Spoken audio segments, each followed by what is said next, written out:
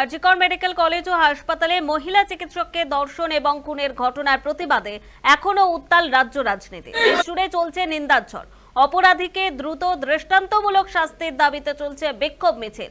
তার মধ্যেই আবারও ধর্ষণের অভিযোগ। জানা গেছে শনিবার গভীর রাতে হাওড়ার সরকারি হাসপাতালের ভিতর যৌন নির্যাতনের শিকার হয়েছে এক কিশোরী। সিটি স্ক্যান বিভাগের এই ঘটনায় ব্যাপক উত্তেজনা ছড়ায় হাসপাতাল চত্বরে। তারপরে রবিবার এই ঘটনার প্রতিবাদে নামে বাম ছাত্র, যুব এবং মহিলা সংগঠনের কর্মীরা। হাওড়া হাসপাতালের সামনে দলীয় পতাকা নিয়ে বিক্ষোভ দেখাতে শুরু করেন তারা।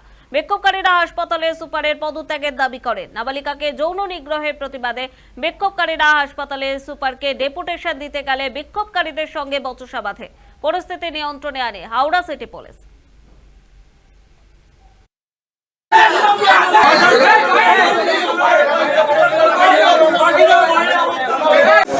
দেখে এইরকম একটি ভ্রাম্যমাণ সভা করতে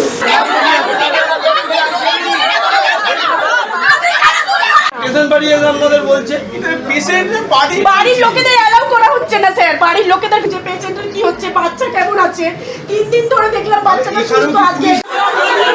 যেখানে আরজিকরের মতো এরকম ঘটনা হবার পর যখন সারা পশ্চিমবঙ্গ, সারা ভারতের মানুষ রাস্তায় রয়েছে, তার মধ্যেও একটা লোকের এতটা সাহস হয় যে সে একটা মেয়েকে ধর্ষণের চেষ্টা করতে পারে, মোলেস্ট করতে পারে। মেয়েটার হাতে কালশিটে ঠোঁটে রক্ত জমাট বেঁধে গেছে।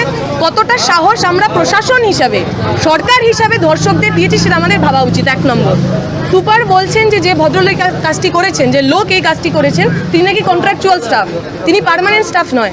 এখন এই প্রশ্নও তো আমাদের করতে হবে, হাওড়া হসপিটালের মতো একটা ইম্পর্টেন্ট হসপিটাল, সেখানে পার্মানেন্ট স্টাফ থাকবে না?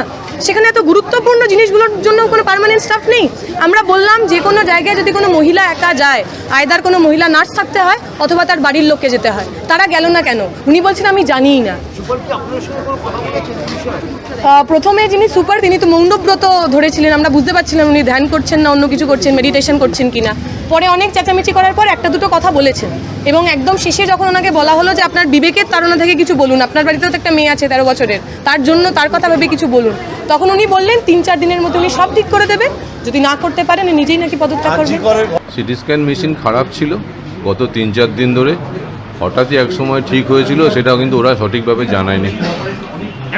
সমস্যা হতে পারে এখানে, মেশিনটা জায়গায় ওদের নতুন মেশিন আসবে সেরকম সব ঠিক হয়ে আছে।